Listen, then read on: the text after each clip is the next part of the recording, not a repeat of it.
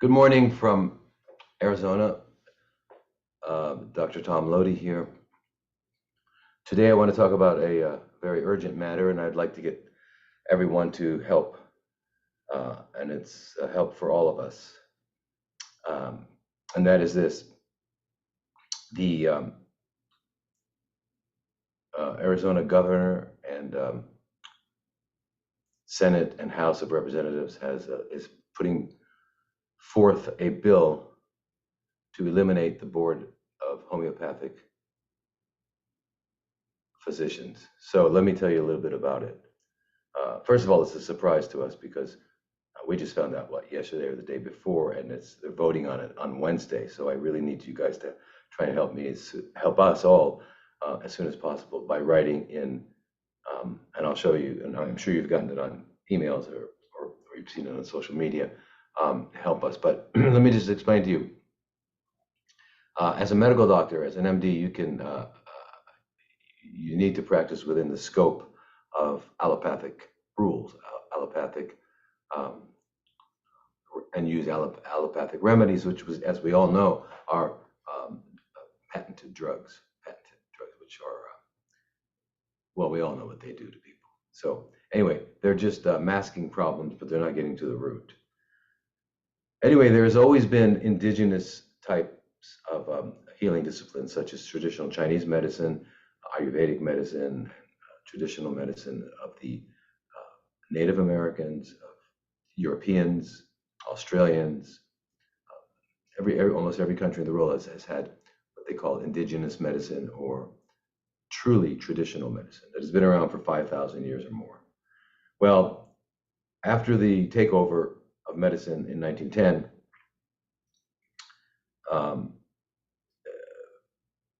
the whole emphasis became allopathic medicine. And prior to that, most Americans and Europeans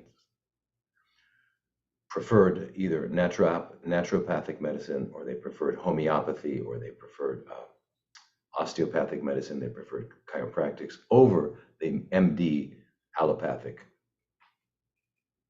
method. So in 1980, Arizona formed what's called the Arizona Homeopathic Medical Board. 1980, so we've been around for a while.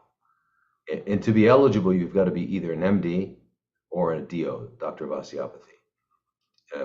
And if you also know homeopathy, and you can prove it by testing, then you can get licensed under that board rather than the standard allopathic MD board.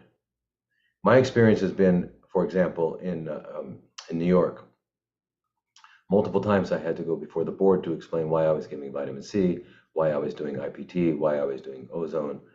I had to defend it every time. And there were usually complaints made by other allopathic physicians, because I guess there was they felt like there was a threat to their livelihood or something. I'm not sure what it was, but anyway, so I was, in front of the board constantly. I always prevailed. It was not a problem. But in 2002, I became licensed in Arizona under the homeopathic medical board, and so instead of MD, it's MD in parentheses H. So it's a different board. So if someone were to call up and say, "Hey, Dr. Lodi's giving intravenous vitamin C," my board in Arizona will say, "Great. He's giving ozone. Great." Whereas if I was under the allopathic licensing here, I would be it'd be scrutinized. I'd have to defend it, and what we could do would be very limited. So people over the years and that's why I finally moved here in 2004. I moved to Arizona and opened up Oasis of Healing, and we've been here for 19 years now. And there's a lot of centers in Arizona. Arizona is kind of like one of the two meccas of alternative medicine. The other one being Nevada, because Nevada also has a homeopathic alternative board for MDs and DOs.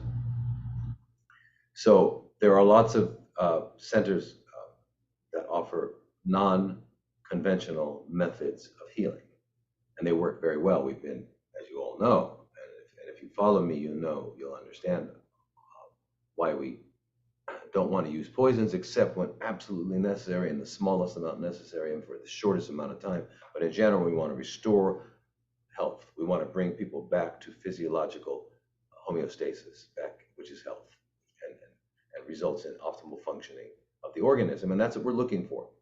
Well, now, because of politics being politics, they're now going to vote to eliminate our board. If they eliminate our board, we will no longer be able to do this. We will have to be under the allopathic board, and we'll have to only use their methods. That's going to be a great detriment to all of you who know, especially people who have chronically fermenting cells, but any other kind, chronic fatigue. It doesn't matter what you have. It can be treated with the way we do it, with natural methods: diet, cleansing, meditation, yoga, exercise, lymphatic work, and the IVs are vitamin C, ozone, ultraviolet blood irradiation, all of those things. We do cleanses, all that. Now that you can't do as a regular allopath. In fact, 20 years ago, if I were to prescribe fasting, water fasting, I could have lost my license. Now everybody's an expert, of course, but and that's only because Professor Longo out of USC has been demonstrating with research that it's actually beneficial when people are getting chemotherapy. It helps them not to avoid the side effects. Anyway, so this matter is going to be voted on Wednesday. Today's Tuesday. So what we need to do is have everybody who feels and agrees that this board needs to remain intact so that we all have medical freedom. We have the choice to decide what kind of treatment we want if we need treatment of any kind. That will be removed. That will be gone. What will be left is naturopathic medicine and allopathic medicine. And naturopathic medicine is excellent, and it has lots of answers. But as I said, no one discipline has all the answers, right? You've got to know when to use what. So for example, if you got a baby coming out feet first, you're certainly not going to go to an herbalist. You're not going to go to an acupuncturist. If you have a trauma, you've fractured your leg or something, again, you're going to go to a hospital and see an orthopedic surgeon and get that fixed. If we need surgery because the tumor is blocking a vital function, we've got to go get surgery. So it's not that we don't use it allopathic, we just use it appropriately and when necessary. Okay? And you all know this. I'm just kind of giving you a background. So anyway, let me share the screen with you for a minute. Please take a look at this. And okay, so you should be able to see House Bill 2739 threatens our options for true health. They want to eliminate the, as I said, the homeopathic medical board in Arizona.